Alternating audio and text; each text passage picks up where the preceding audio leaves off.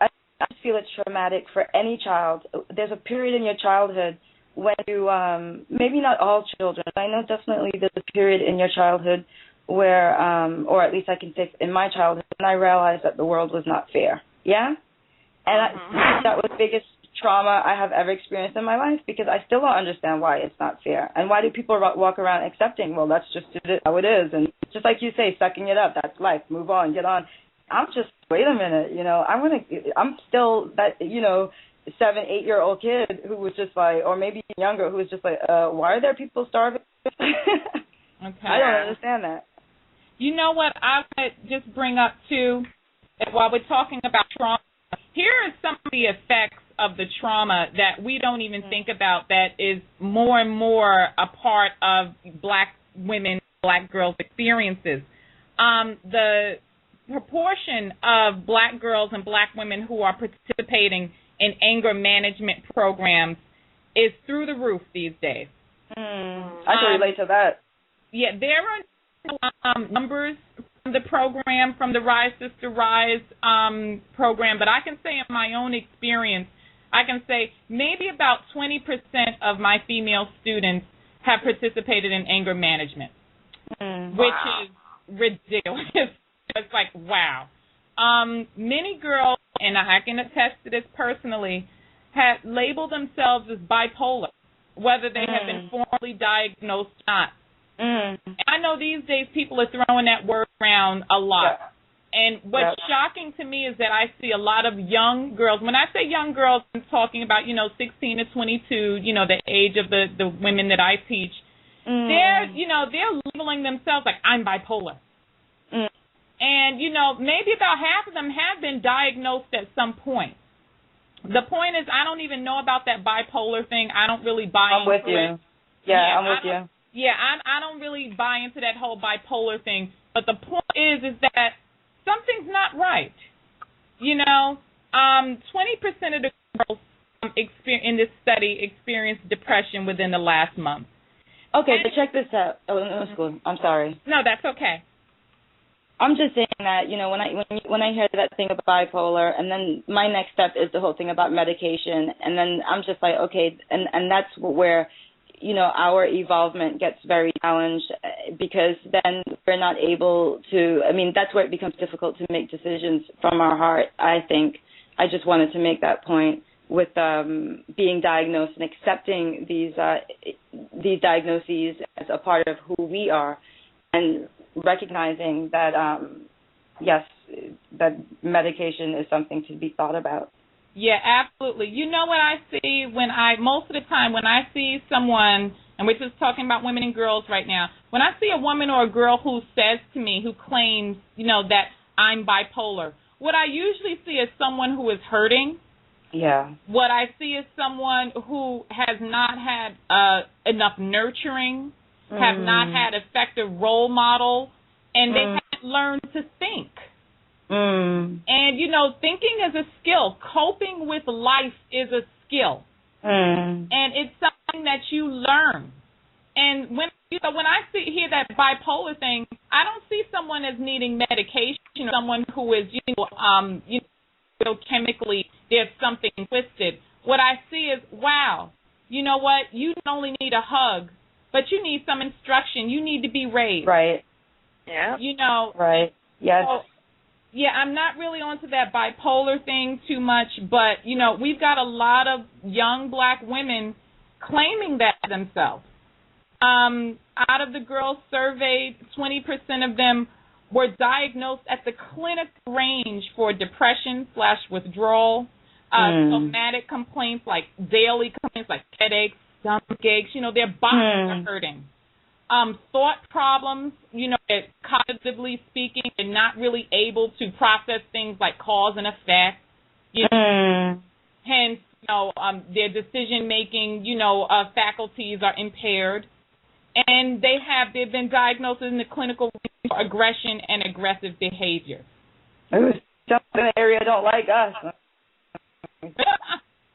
So, is it really that we have such a high proportion of these girls who are developmentally, faulty?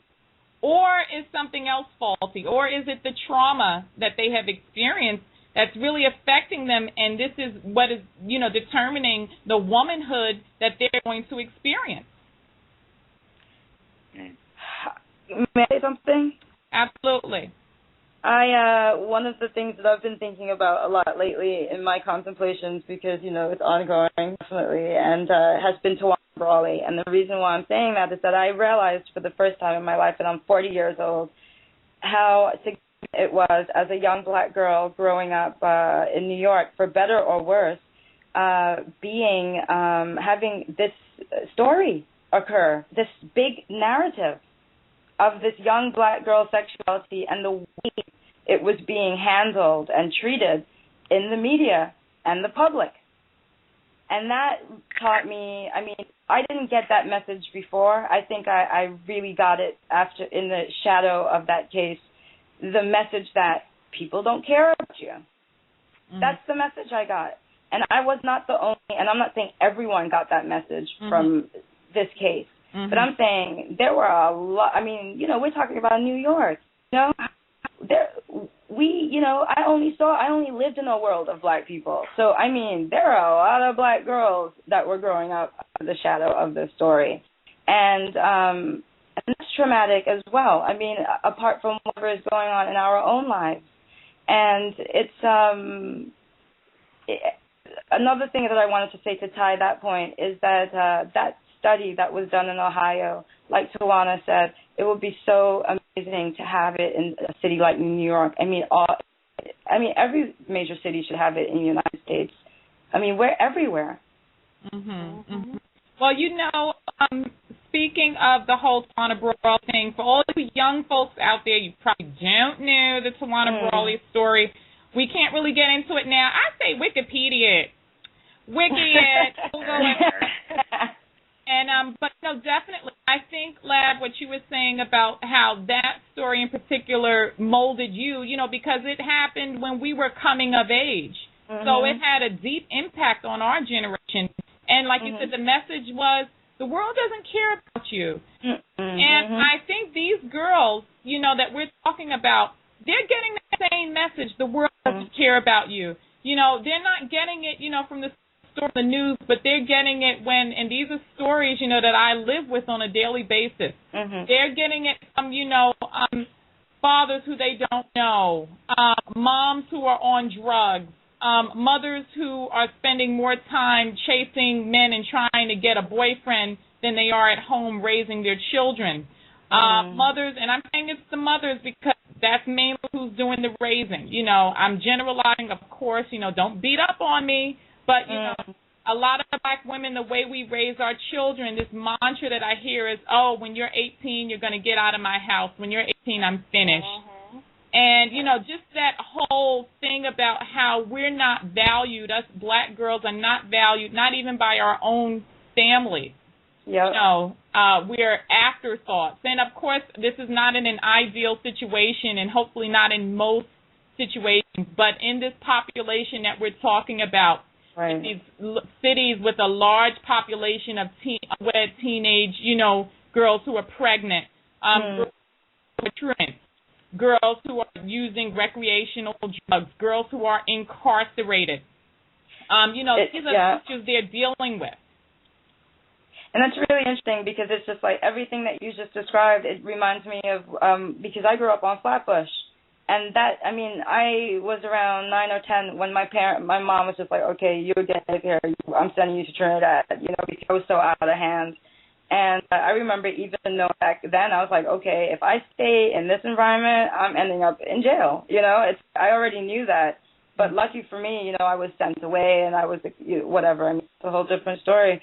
But, that reality is real. It's, all of that, and it's a cycle that's being repeated over and over again, and the fact that it's occurring in cities. Do we want to talk about that? Okay, absolutely. I just wanted to chime in on something real quick, because when y'all were speaking, it just brought a lot of different thoughts to my mind, and a lot of the things that we're talking about, some of those are actually could be classified as the symptoms